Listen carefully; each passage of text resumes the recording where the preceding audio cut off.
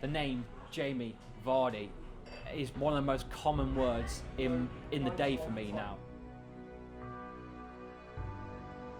My name's Chapman, I am from Leicester. People probably know me best as the Jamie Vardy Lookalike or doppelganger or double or whatever that people use as the term for a double. When Jamie Vardy signed for the club, for Leicester, a few people already spotted the resemblance of me and him, but he actually had a kind of a skinhead when he came in to Leicester. And this is just me. I've not changed the way this is me. I ain't going to change either, and I think it just to a point where, like, when Leicester won the Premier League, obviously that's when it really hit home. Someone says, you should do something like a bit of banter or something because you look like him so much, it's unreal. So I thought, okay, I'll see what I can do. So I literally wrapped my arm in a cast for a laugh with my mates, and I went out on a night out, and that was it. People just went, are you Jamie Vardy? Because I'd seen the cast first. I went in here just in a normal casual clothing out on a night out, and it just really carried on from then on.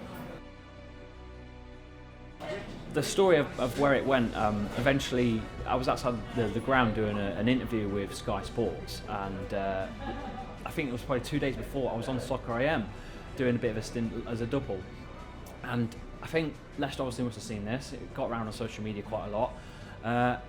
Here I am, scheduled for an interview outside the ground because we'd won the league, and the coach pulls up from the training ground, all banging on the windows and stuff, and Ranieri's like, come on Jamie, pulls me on, and it was just absolutely insane.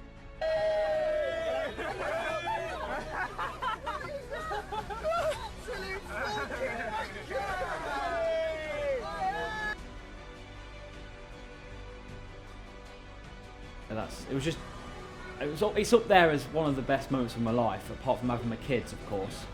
I'd redo it all again. I think when it first started, especially with social media, it was a bit of banter, it was a bit of fun, it was a little.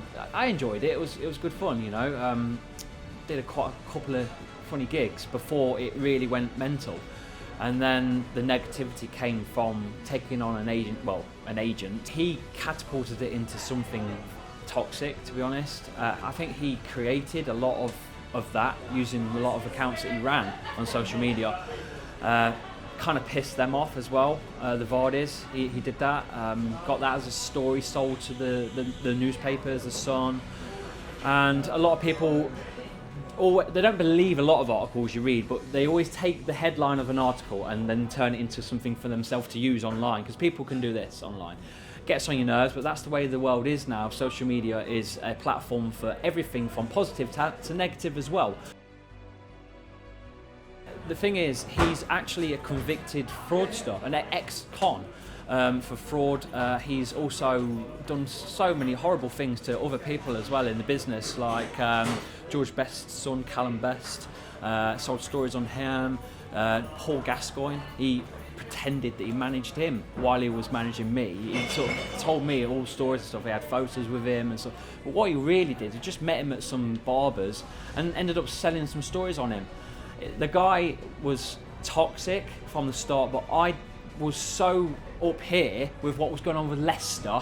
I dropped the ball on what he was doing. I gave my social media to him, gave my Twitter, which I never really used before all this. I didn't really understand what Twitter was. Instagram again, same thing. I just used to just post the odd photo of me as a family guy, So I never really used Insta for social media that it is today, influencing and stuff. So I gave him access to that as well. And I'll be honest with you, he used that to his own gain. He earned thousands through all sorts of different companies, from free clothing to whatever. He was messaging all sorts of stuff. Go back through my DMs, it's unbelievable the amount of companies he messaged back and forth. And granted, he used my social media to piss the Jamie Vardy and Rebecca off, and sold that, like I say, as a story, screenshotted the blocked, and as you know, it went out. It was a national press story, just before the Euros. Chapman? Yes. Am I not allowed to block anyone? But there was a story there's a lot of people blocked on my Twitter for various reasons, which I don't need to go into. Thank you very much.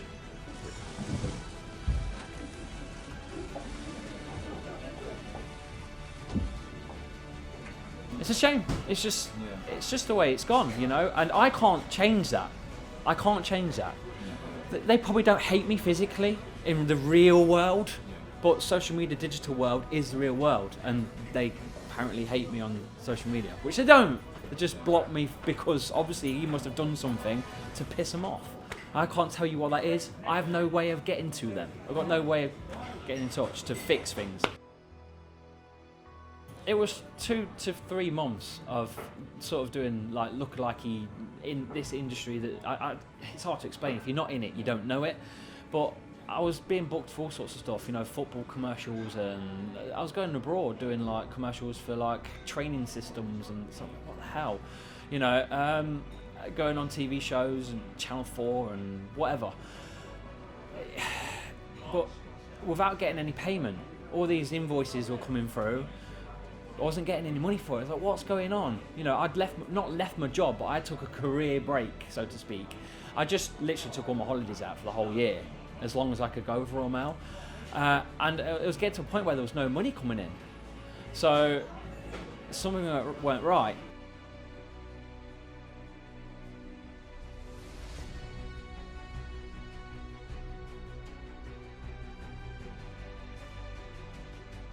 So that's when I started having a look at this geezer, who he is, what he's doing, and the more I found about him, I was like, oh my god, oh my god, oh my god. To finding out that he'd stole 15k of his own grandparents and done time for that, it was just like, oh my god, it just got worse and worse. And then when I put things together and realised what he'd done, I thought, right, I need to get proof that he's done this. So I got access to all of his emails. Because the idiot didn't register the domain in his name, it was under the Lookalikes agency, which is a real agency, by the way, run by some other guy called Andy Harmer.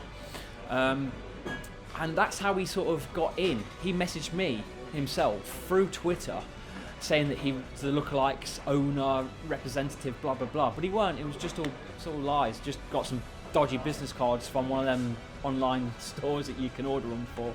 And yeah, man, just damaged my whole rep. And I've struggled to get that back ever since online. I get called all sorts of stuff, man. The negative impact that he's created, I get I get paedophile, all these crap comments that you see online. That's what I get. It's horrible. So I've had it physically as well. In the park with my son at the time, he was like 4 years old. A guy came up to me and goes, "What are you doing in the park, you nonce?" He said that to me physically while I was with my lad. It's not just the digital space, it's affecting me physically as well. You've just seen us walk in. How many people have gone, "It's Vardy"? It happens all the time, every day, especially because of the amount of people that I see on the post. It's quite mad. The name Jamie Vardy is one of the most common words in the day for me now. It's almost like hello, you know. And I don't roll my eyes because I know what it is. I can't get rid of it. I don't want to get rid of it. It happened, you know. But I don't know. It's almost like it's just part of routine of my life now. Yeah. It's got to be, probably obviously being dragged on the bus, it's got to be up there as the biggest positive. But maybe going to the Euros 2016, newspapers sort of wanted me to go out there, so they paid for tickets and stuff to go out there and pay me for the day, blah, blah, blah. I didn't get the money, he did. But the experience was insane. We had a VIP ticket, wore my suit, because you have to, because you've got to go into the, you know, the suites. And here I am walking towards the ground with, who was it at the time? I think it was Dream Team. I think it was the Sunderland's Dream Team crew. And the crowd literally swamped me and picked me up and did the whole Jamie Vardy chant. Vardy's on fire. You know, your defence is terrified. Beers flying everywhere. Thousands of England fans just carried me towards the game.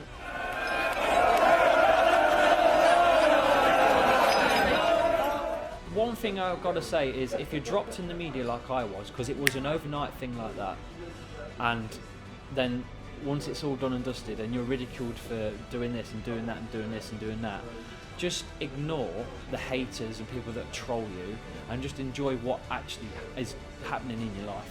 Because I took too much of it on board and it took me to a dark place that I unfortunately still go to sometimes. And mental health is a hard thing to get through.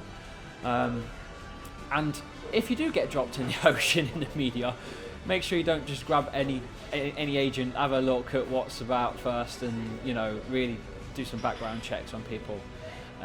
Just take one step back and go, hang on, let's do this properly, because I wish I did. I really do. Things would be different.